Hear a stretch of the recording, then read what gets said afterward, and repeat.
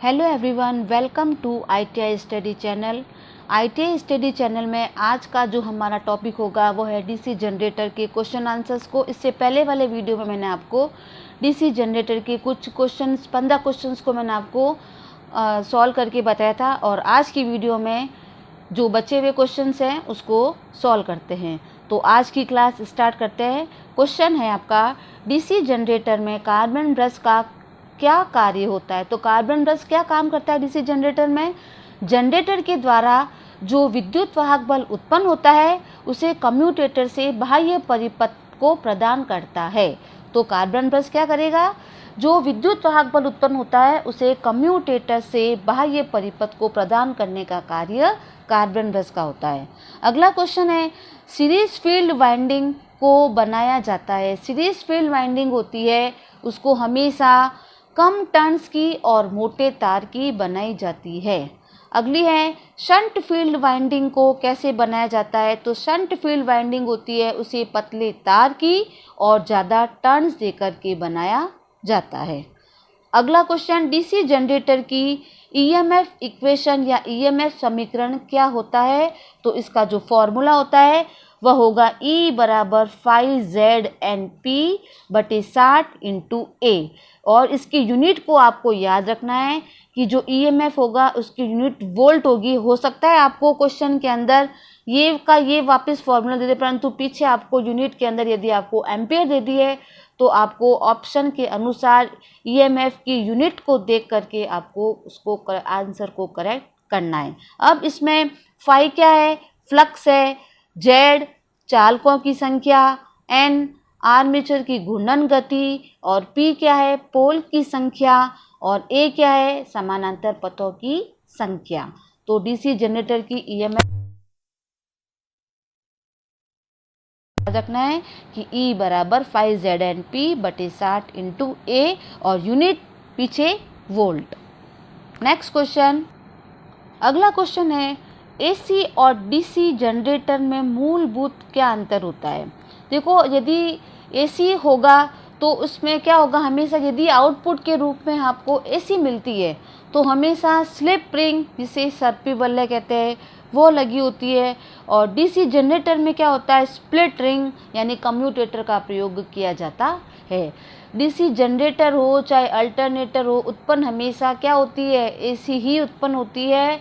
यदि यहाँ पे कम्यूटेटर लगा हुआ है या स्प्लिट रिंग लगी होती है तो आउटपुट के रूप में आपको डीसी मिलती है, और यदि स्लिप रिंग यदि लगी होगी तो आउटपुट के रूप में हमको एसी प्राप्त होती है। अगला क्वेश्चन, आर्मेचर को लैमिनेटेड क्यों करते हैं। एडी करंट लॉस को कम करने के लिए आर्मेचर को लैमिनेटेड किया जाता है। अगला क्वेश्चन, सिलिकॉन की मात्रा क्यों मिलाई जाती है। तो सिलिकॉन की मात्रा मिलाने का मूल कारण है हिस्टेरिसिस हानि को कम करना। ये जो मैंने आपको क्वेश्चन बता रही हूँ, जो मैंने डीसी जनरेटर के आपके वीडियो बनाए हैं, आप उनको प्लेलिस्ट में जाकर के इनकी वीडियो को देखो ताकि आप इन क्वेश्चंस के आंसर को आसानी से आप खुद दे सकोगे। और ये जो क्वेश्चन मैं आपको बता रही हूँ आपको एग्जाम में मोस्टली पूछे हुए हैं, तो इन क्वेश्चन को आप अच्छी तरह से समझें, क्योंकि ITI स्टडी एक ऐसा चैनल है, इसमें आपको बहुत सी ट्रेडों को एक ही चैनल के माध्यम से आप उसमें से बहुत सी जानकारी को प्राप्त कर सकते हैं। उसके साथ साथ ITI से रिलेटेड जो भी इंफॉर्मेशन होती है वो भी आपको इस चैनल के माध्यम से बताया गया है। तो आप जो भी स्टूडेंट इस चैनल से जुड़ रहे हैं, इस चैनल को सब्सक्राइब, लाइक और शेयर करें, ताकि आपको जो भी इस चैनल के माध्यम से नोटिफिकेशन होगा, चाहे वीडियो का होगा चाहे ITI से रिलेटेड होगा, आपको प्राप्त हो जाएगा। तो अब टॉपिक के ऊपर आते हैं, अपना अगला क्वेश्चन देखते हैं। अगला क्वेश्चन, आर्मेचर रिएक्शन क्या होती है। आर्मेचर के द्वारा स्थापित चुंबकीय क्षेत्र का मुख्य चुंबकीय क्षेत्र पर पड़ने वाला प्रभाव आर्मेचर रिएक्शन या आर्मेचर का प्रभाव कहलाता है। अगला क्वेश्चन, आर्मेचर रिएक्शन से कौन कौन से प्रभाव उत्पन्न होते हैं। ये इंपॉर्टेंट है कि आर्मेचर रिएक्शन से एक तो चुंबकीय विक्षोभ का प्रभाव उत्पन्न होता है और दूसरा होता है विचुंबकन का प्रभाव।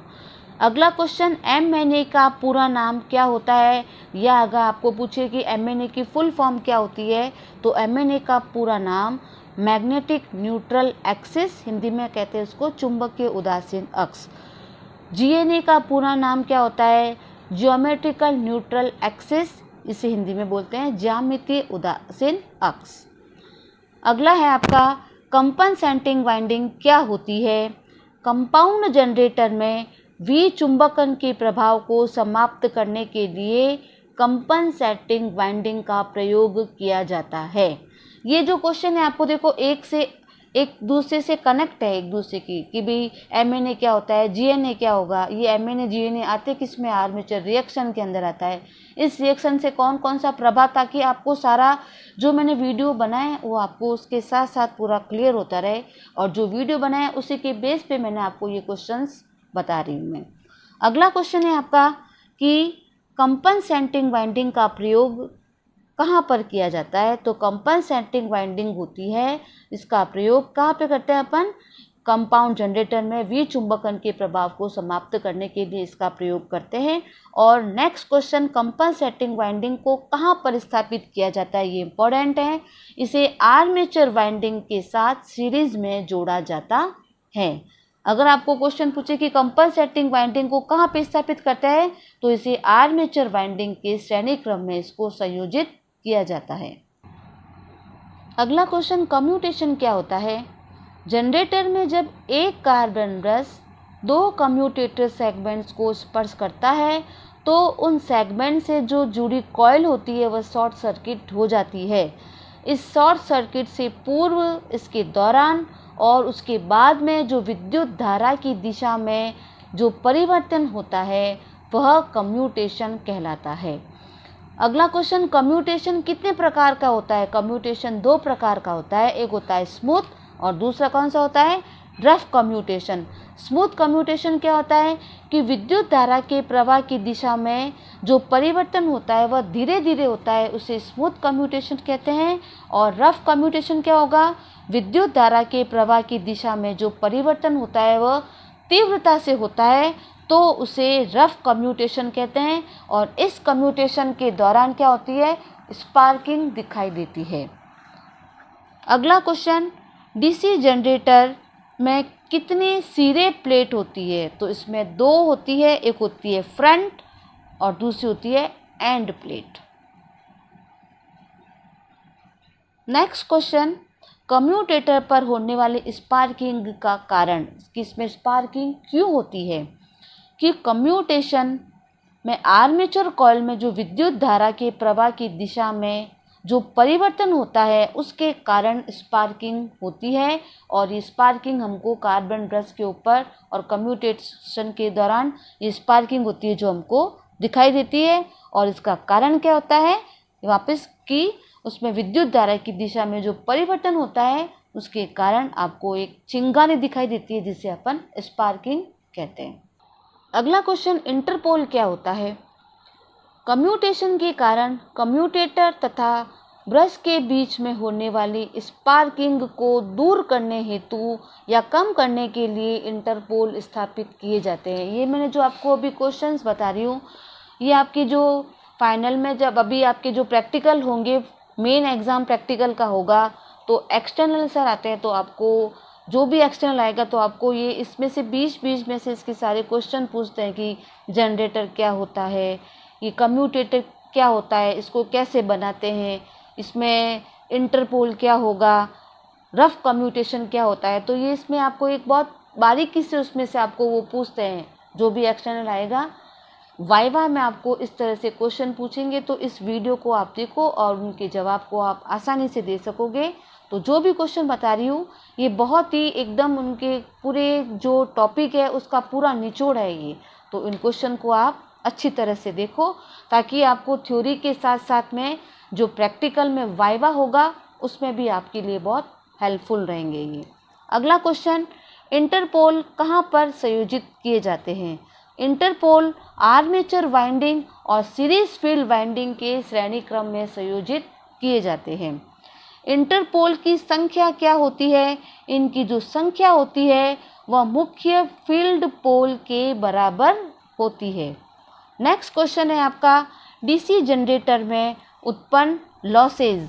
डीसी जनरेटर में कितने प्रकार के लॉसेज या हानियाँ होती है या क्षतियाँ होती है? एक ही बात है, एक होती है कॉपर लॉस, दूसरा होगा आयरन लॉस और तीसरी होती है आपकी मैकेनिकल लॉस। अब देखते हैं कि ये लॉसेज क्या होते हैं, उसके बारे में क्वेश्चन है। अगला क्वेश्चन है आपका, कॉपर लॉस कैसे उत्पन्न होती है, कि कॉपर लॉस किस प्रकार से जनरेटर के अंदर उत्पन्न होता है? वह क्षति जो आर्मेचर तथा फील्ड वाइंडिंग के प्रतिरोध, ब्रशेस के संपर्क प्रतिरोध के कारण उत्पन्न होती है, वह कॉपर लॉस कहलाती है। यानी जो कॉपर लॉस होता है वो हमेशा प्रतिरोध के कारण उत्पन्न होती है। और प्रतिरोध कौन कौन से होते हैं? एक तो आर्मेचर का रेजिस्टेंस, कॉइल बना रहे उसका रेजिस्टेंस, एक फील्ड वाइंडिंग्स होगी उसके रेजिस्टेंस के, और उसमें जो अपन ब्रश काम में ले रहे हैं उनके जो कॉन्टैक्टर संपर्क प्रतिरोध होता है उसके कारण से जो हानि उत्पन्न होती है, जो लॉस होता है, उसे कॉपर लॉस कहते हैं। नेक्स्ट क्वेश्चन, लोह क्षति कैसे उत्पन्न होती है, यानी आयरन लॉस कैसे उत्पन्न होता है? आर्मेचर और फील्ड कोर में जो क्षति होती है उसे लोह क्षति या आयरन लॉस कहते हैं। और आयरन क्षति कितने प्रकार की होती है? अगला क्वेश्चन यही है आपका।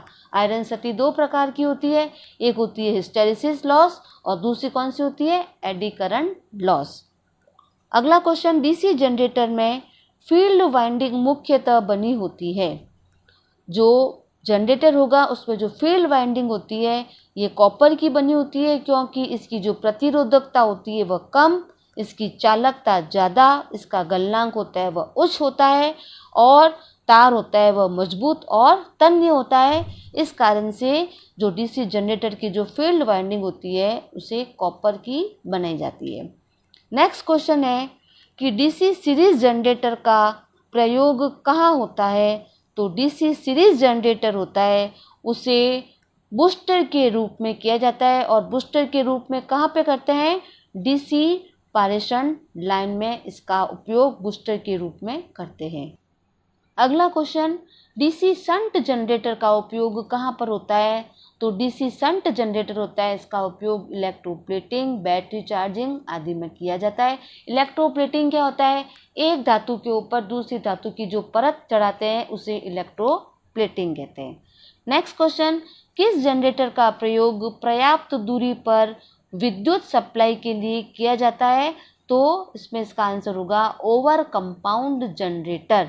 स्ट्रीट लाइट और रेलवे के रूप में इसका उपयोग करते हैं। अगला क्वेश्चन, डीसी जनरेटर के भागों के नाम। तो डीसी जनरेटर में कौन कौन से भाग होते हैं? एक तो होती है उसकी बॉडी, इसमें field pole, armature, commutator, carbon brush, brush holder, brush lead, bearing, bed plate, eye bolt, shaft, pulley, cooling fan, terminal box, ये सभी डीसी जनरेटर के भाग होते हैं। इन भागों को नाम आपको अच्छी तरह से याद रखने हैं, चाहे डीसी जनरेटर हो चाहे डीसी मोटर हो, इनके जो पार्ट्स होते हैं, उनके जो भाग होते हैं वो उनके कॉमन होते हैं। अगला क्वेश्चन है आपका कि वेव वाइंडिंग का क्या दूसरा नाम है, या इसको वेव वाइंडिंग को दूसरा नाम क्या होता है? इसको सीरीज वाइंडिंग कहते हैं। आर्मेचर पर 2 प्रकार की वाइंडिंग की जाती है, एक होती है लैप वाइंडिंग, एक होती है वेव वाइंडिंग। वेव वाइंडिंग होती है उसको सीरीज वाइंडिंग कहते हैं, और वेव वाइंडिंग होता है उसमें ए का मान होता है वो हमेशा 2 के बराबर होता है। जो आपको डीसी जनरेटर की ईएमएफ इक्वेशन बताया था उसमें ये आपके लिए इम्पोर्टेंट पॉइंट है। जब भी आपको वेव वाउंड दे दे आर्मेचर के ऊपर तो उसमें ए का मान आपको हमेशा 2 रखना है। अगला क्वेश्चन है लैप वाइंडिंग का अन्य नाम क्या है? इसे समानांतर वाइंडिंग कहते हैं, और इसमें जो ए का मान होता है वो हमेशा पी के बराबर होता है, यानी उसमें जो समानांतर पथों की संख्या होती है वो पोल की संख्या के बराबर होती है। Next question, under compound generator का उपयोग कहाँ किया जाता है? तो अंडर कंपाउंड जनरेटर का उपयोग इलेक्ट्रोप्लेटिंग के अंदर किया जाता है। नेक्स्ट क्वेश्चन, डीसी मशीन के आर्मेचर के प्रतिरोध का मान कितना होता है? तो डीसी मशीन में जो आर्मेचर होता है उसके प्रतिरोध का मान 0.1 से 1 ओम के बीच में होता है। तो आज की क्लास में मैंने आपको डीसी जनरेटर के जो क्वेश्चंस थे उनको सॉल्व कराया है। तो आप इन क्वेश्चन को ध्यान से समझें और उनको वापस रिवाइज करें, ताकि आईटीआई के अलावा अदर कोई भी कंपटीशन एग्ज़ाम दोगे तो उसमें ये क्वेश्चंस आपके बहुत हेल्पफुल रहेंगे। आज की क्लास यहीं पे समाप्त करती हूँ। वीडियो को देखने के लिए आपका बहुत बहुत धन्यवाद।